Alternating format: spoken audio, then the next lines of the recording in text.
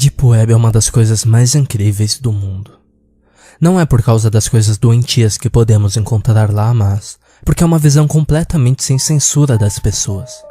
Você pode falar o que pensa, comprar o que quiser, fazer o que quiser. Na Deep Web você tem liberdade total. Desde que descobri, fiquei fascinado pela Deep Web, e o que vou contar agora aconteceu quando eu estava na faculdade. Muitos dos meus colegas do meu campus haviam acessado a Deep Web. Era quase uma tendência. Com tantos conhecidos navegando por lá, me parecia seguro também navegar e descobrir sobre as coisas que acontecem lá. Agora, eu sempre ouvi também histórias de terror da Deep Web. Histórias de pirataria, tropeços em sites de desgosto e até mesmo de pessoas que de alguma forma encontraram seu endereço. Essas histórias foram as que me mantevem fora da Deep Web. Mas como a maioria das pessoas da minha faculdade usavam um computador normal, eu decidi tentar. Eu perguntei a um amigo para me ajudar a configurar. Quando ele chegou, abriu meu notebook e começou a configurar tudo. Ele me disse que estávamos usando o Tor, um navegador que permite que você acesse a Deep Web. Ele também me perguntou se eu estava pensando em fazer alguma coisa legal. Eu respondi que não. Ele falou que se fosse o caso, eu precisaria instalar um programa chamado Tails, que aparentemente torna mais segura a navegação caso você queira acessar algo ilegal. Um pouco mais tarde, tudo estava configurado. Eu tinha meu novo endereço de IP e meu amigo me deu um breve resumo do que e o que não posso fazer. Após cerca de 2 semanas navegando na Deep Web, eu já me sentia como um profissional. Já tinha acessado vários sites diferentes, conversado com pessoas fascinantes, fiz alguns amigos e até comprei algumas sementes de maconha para plantar. Eu tinha me tornado um arrogante e estava pronto para cavar mais fundo na Deep Web. Eu desliguei o modo de censura do Wiki e comecei a pesquisar. Demorou um pouco, principalmente porque Tor fica um pouco lento, e muitos dos links me levavam para páginas inválidas. E, eventualmente, tropecei em um endereço Onion chamado Todo o Gore. A princípio, era uma sala de bate-papo com diversos temas. Eu tinha um estômago bastante forte e já tinha muitos filmes violentos, decapitações, assassinatos e etc. pela internet normal. Depois de olhar algumas salas de bate-papo, percebi o quão doentio esse site era. As pessoas nestas salas eram verdadeiros assassinos, comentando sobre algumas coisas que tinham feito. Na sala você também podia postar fotos. Um homem com o apelido Cultura 045 estava meio que dando uma palestra em uma dessas salas. Ele estava explicando em detalhes como ele tinha quebrado a casa de alguém, sequestrado uma menina e como brutalmente matou seus pais, escondendo-se sob a cama e em seguida abrindo as gargantas. Ele levou a menina para sua casa, estuprou, espancou e a cortou. Eu não achava que ele estava dizendo a verdade, mas depois ele postou as fotos. Estas foram as imagens mais horríveis que eu já tinha visto. A menina devia ter entre 8 e 10 anos, sendo brutalmente estuprada, espancada e cortada com uma faca. Cultura 045 postou mais fotos. Nessas, era uma menina, amarrada em uma cadeira, sangrando, chorando e vomitando. Depois ele mostrou uma foto dele com uma broca perfurando o crânio da menina. A parte mais assustadora era que, enquanto ele fazia isso, ele olhava para a câmera, com alegria em seu rosto. Eu já tinha visto o suficiente, então digitei na janela de bate-papo: "Vocês são doentes, merecem morrer. Como conseguem dormir à noite?" Imediatamente, todos lá começaram a tirar sarro de mim, dizendo que eu era apenas um impotente e ignorante como a menina nas fotos, e que eu deveria sair da parte mais legal da internet. Eles começaram a me xingar. Logo depois, o Cultura 045 digitou algo no chat. Ele disse: "Sério, onde você mora, meu amigo? Tenho certeza que todos adorariam ver você neste site." Então, eu cometi o maior erro da minha vida e digitei: "Eu vou chamar a polícia e fazer esse site ser fechado." Menos de 1 minuto depois, uma janela de bate-papo se abriu sozinho. Nele, alguém chamado Administrador 1 digitou para mim: "Vamos, chame a polícia e você vai se arrepender." Eu não respondi nada, estendi a mão para meu celular e o que aconteceu me assombra até hoje. Meu celular dizia que eu tinha uma nova mensagem. Eu abri e ela dizia: "Chame a polícia e você estará morto." Não havia nenhum número. Ele ao menos mostrava número desconhecido. O destinatário apenas estava em branco. Eu olhei para meu notebook e vi a luz da minha webcam ligada. Eu rapidamente cobri com meu dedo, mas vi na tela uma foto minha olhando para meu celular. Eu congelei por um momento quando o administrador digitou novamente: "Largue seu telefone e tire o dedo da webcam." Eu coloquei meu telefone para baixo, mas mantive a webcam coberta. Quando ele digitou novamente: "Ok, então seja como quiser." Logo depois, ele postou meu nome completo, minha idade, meu endereço, minha faculdade no chat. Ele digitou: "Seria uma pena se você ou algum dos seus amigos da faculdade desaparecesse, não seria? Agora, descubra sua webcam." Então eu fiz como ele disse. Ele me pediu para seguir algumas instruções para que fosse impossível de chegar naquele site novamente. Segui todos os passos. Quando terminei, tinha uma nova mensagem: "Agora não se atreva a voltar na Deep Web." Como antes, não havia nenhum número. Eu ainda chamei a polícia do telefone do meu amigo, mas eles nunca foram capazes de encontrar o site. Se alguma vez você ir na Deep Web, saiba que não há apenas coisas interessantes a se explorar lá. Eu era um miúdo estúpido da faculdade, e só espero que ninguém cometa os erros que eu cometi. Eu mudei para uma casa diferente, mudei de nome, todas as minhas informações, mas eu ainda tenho um pesadelo sobre aquele dia.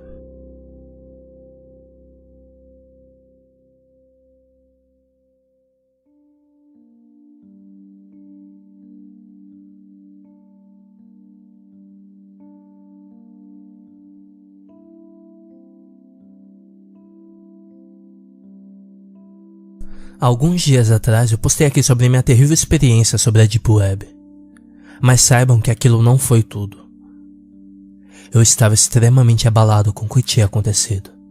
A polícia tentou rastrear o website, mas desde que não havia nenhuma maneira deles recuperar o histórico de navegação e eu tinha encontrado aquele site clicando em links aleatórios, era impossível. A polícia me disse para mudar todas as minhas informações e ir morar com algum amigo. Depois de alterar minhas informações pessoais, decidi morar com meu amigo David. David era um cara trabalhador e extremamente honesto. Ele nunca ia à festa do colégio, não bebia, não dirigia em alta velocidade e era muito dedicado para terminar a faculdade. Na verdade, era um dos poucos miúdos que eu conhecia na época que não estava interessado em navegar na Deep Web. Eu tive que lhe contar tudo sobre a minha terrível experiência na Deep Web. Isso principalmente porque ele me aceitou para morar junto com ele. Uma noite, nós dois estávamos estudando até tarde, quando meu telefone tocou. Eu olhei para ver quem tinha me enviado a mensagem. Não tinha número, como da última vez. Dizia: "Verifique seu computador." Não havia mais nada, apenas esta simples instrução. Eu abri meu notebook e quando fiz, notei que eu não tinha controle do mouse. Tentei mover, mas o mouse tinha acabado de se mexer por sua própria conta. Alguém tinha acesso remoto do meu computador. Eu nunca permiti acesso remoto a ninguém antes. Eu tentei um monte de comando no teclado, mas nenhum funcionou. Notei que quem tinha acesso remoto do meu notebook fazia um download de um programa. Provavelmente algum malware, mas não havia nada que eu pudesse fazer. Ouvi novamente meu telefone tocar, e desta vez a mensagem dizia: "Olhe pela janela."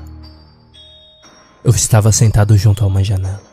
Eu não sabia se ele se referia à janela do programa ou à janela da parede, então eu olhei para fora. eu vi um homem no estacionamento, encostado em uma van branca. Ele tinha um celular em sua mão esquerda e quando olhei para ele, ele acenou a cabeça. Meu telefone tocou novamente. Digite e segure a merda de Alt F5 ao mesmo tempo para ativar o programa. Eu liguei para David vir ao meu quarto a ver o que estava acontecendo. Ele parecia tão nervoso quanto eu. David ligou para a polícia e eles disseram que estariam aqui em breve. Eu não me atrevi a ativar o programa. Apenas me sentei na mesa do computador. Eventualmente, outra mensagem chegou. Eu estou indo até você, se você não ativar esse programa agora. Eu não sei por que ele ou a pessoa no controle do meu computador não podia ativar o programa, mas eu não me atrevi a perguntar. Ao mesmo tempo, porém, eu estava 99% certo que seria algum vírus espião ou algo que seria destrutivo para meu computador, então recusei a ativá-lo. David pegou um taco de beisebol caso o homem do lado de fora tentasse entrar. Cerca de 5 minutos depois, ouvimos o giro da maçaneta na porta. Ela estava trancada, mas em seguida ouvimos as batidas na porta. Nós dois nos assustamos. Eu olhei para fora da janela novamente. Com certeza, o homem e a van haviam ido embora. Mas as batidas na porta ficavam cada vez mais violentas, até que finalmente ouvimos um som horrível. Durou mais alguns minutos, então ouvimos passos caminhando para fora do corredor e eventualmente desaparecer. Eu recebi outra mensagem. Nós voltaremos. Isso realmente me pegou de surpresa. Quando os policiais chegaram, me disseram para olhar para minha porta. Eu segui-os de volta para o corredor e vi gravado na porta meu nome. A polícia começou a investigar todo o edifício e chamaram um policial hacker para verificar meu computador. Ele começou a fazer uma varredura e investigar o programa estranho no notebook. Eventualmente, ele conseguiu fechar e removê-lo, e me disse que meu notebook não era seguro. Também me disse que os arquivos do núcleo podem ter sido hackeados ou corrompidos. Fizemos uma limpeza completa no computador e ele verificou meu celular. Como da última vez, ele não poderia me dizer de onde as mensagens foram enviadas, e me disse que durante alguns dias, alguns policiais estarão nas proximidades caso isso aconteça novamente. No dia seguinte, eu tinha acabado de chegar da escola e estava muito cansado. David não estava em casa ainda. Fui para o meu quarto e caí na cama. Eu tinha apenas começado a fechar meus olhos quando ouvi um ruído no meu armário. Levantei a cabeça para ouvir novamente, mas não ouvi nada, então voltei a dormir. Depois de alguns minutos, a porta do meu armário se abriu. Eu saltei pela cama e vi um homem com uma máscara andando até mim. Eu corri pela porta, bati a porta atrás de mim, corri para fora do estacionamento em direção ao meu carro e fui embora o quão rápido quanto podia. Só voltei depois que a polícia foi chamada.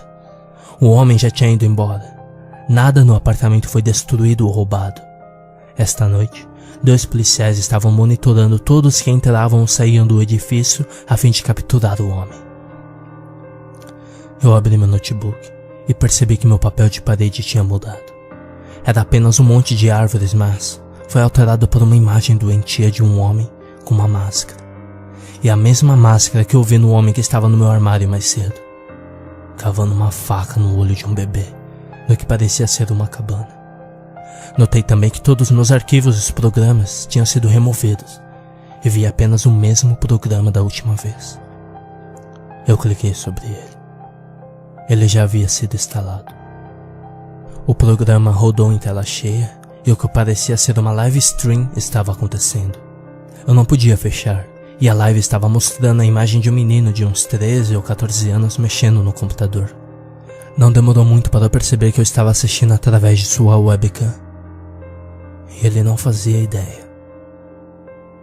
Eu vi uma caixa de bate-papo e um pop-up no canto superior direito da tela, e nele alguém digitou: Sejam bem-vindos à verdadeira live do terror. Estamos contentes por estarem aqui. Obrigado, John, por estar aqui também. Meus olhos se arregalaram. Meu nome é John. Eles estavam esperando até que eu estivesse assistindo para iniciar a live stream. Enquanto eu olhava, vi a porta do armário atrás do pobre rapaz se abriu bem devagar, e um homem saiu com uma caixa de ferramentas em uma mão. Ele calmamente colocou a caixa de ferramentas no chão e tirou um pouco de fita adesiva. Ele foi por trás da criança, agarrou com força e colocou fita adesiva em sua boca. O rosto do pobre garoto era de medo total. Ele tentou gritar, mas não conseguia. Eles estavam fazendo uma quantidade razoável de barulho e por isso percebi que o garoto devia estar sozinho em casa. Já aviso que o que vou descrever agora é conteúdo NSFW.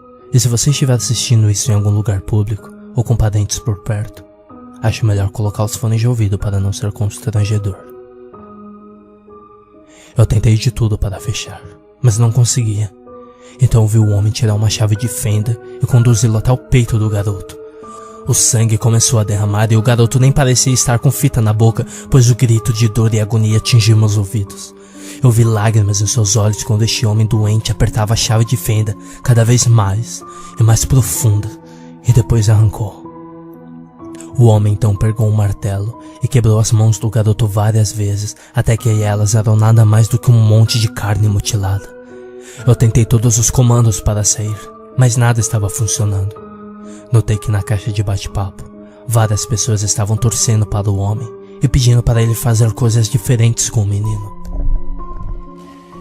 O homem pegou uma serra elétrica portátil, pressionou contra o rosto do menino e ligou. O menino gritou de dor quando a serra atingiu seu olho, jorrando sangue por todo lado, inclusive um pouco na webcam. Eu comecei a derramar lágrimas pelo que eu estava assistindo ao vivo. O homem tirou uma faca grande e começou a arrancar a cabeça do garoto com cortes profissionais em sua garganta. Eu estava mal. Vomitei todo o chão e quando olhei de volta para o computador, vi na caixa de bate-papo pessoas digitando coisas horríveis como FAP, FAP, FAP ou "Oh meu Deus, isso é tão maravilhoso, obrigado por salvar minha noite entediante", e etc.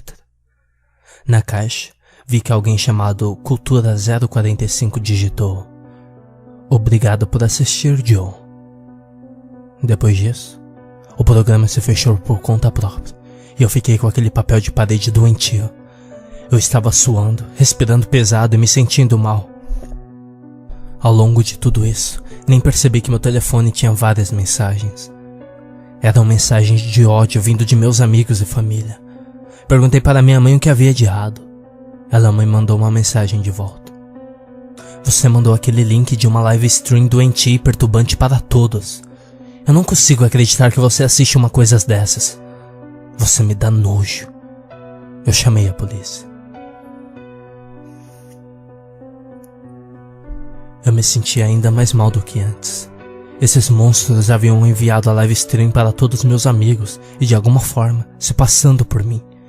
Eles praticamente arruinaram minha vida em poucos minutos. Quando a polícia chegou, eu disse a eles o que tinha acontecido e rapidamente eles conseguiram explicar a todos os meus amigos e familiares o que havia acontecido. Eles realmente se reprimiram a encontrar os responsáveis e um mês depois, 4 homens foram presos. Um era o administrador 1 e o outro era o Cultura 045.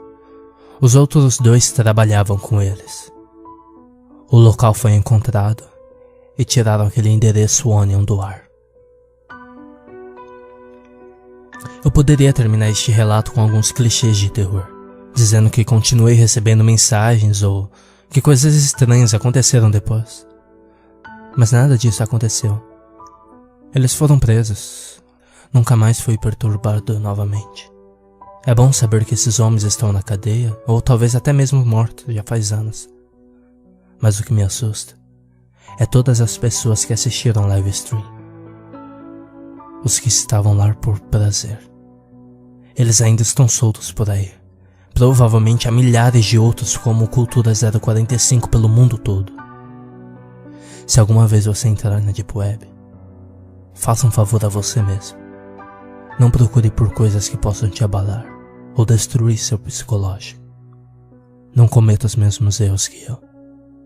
E saiba que nunca você estará tão seguro quanto pensa que está.